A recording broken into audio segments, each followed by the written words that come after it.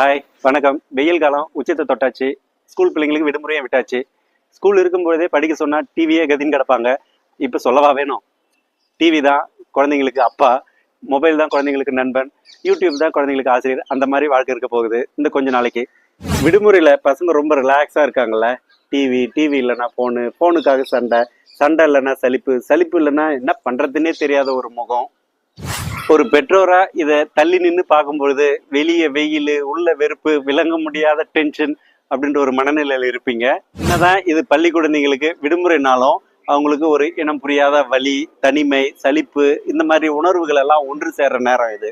நேரத்துலதான் அவங்களோட நேரம் செலவிடணும், விளையாடணும், பேசணும், சிரிக்கணும், அவங்க சொல்ற சின்ன சின்ன கதைகளை கேட்கணும், அவங்களோட கற்பனை திறனை வளர்க்கறதுக்கு உதவும். கீழே எவ்வளவுதான் வெயில் கடுமையா இருந்தாலும் நம்ம மனசுக்குள்ள ஒரு சின்ன அன்புன்ற குளிர் இருந்ததுன்னா அதுவே நம்ம குழந்தைங்களுக்கு எதிர்காலத்துல நல்ல நிழலா மாறும். இந்த மாதிரி விடுமுறை காலத்துல அவங்களோட ஒன்று கூடி சாப்பிட்டு மகிழ்ந்து ஊர் சுற்றி இந்த மாதிரி நிகழ்வுகள் தான் வாழ்க்கையில ஒரு அழியாத பொக்கிஷமா இருக்கும்.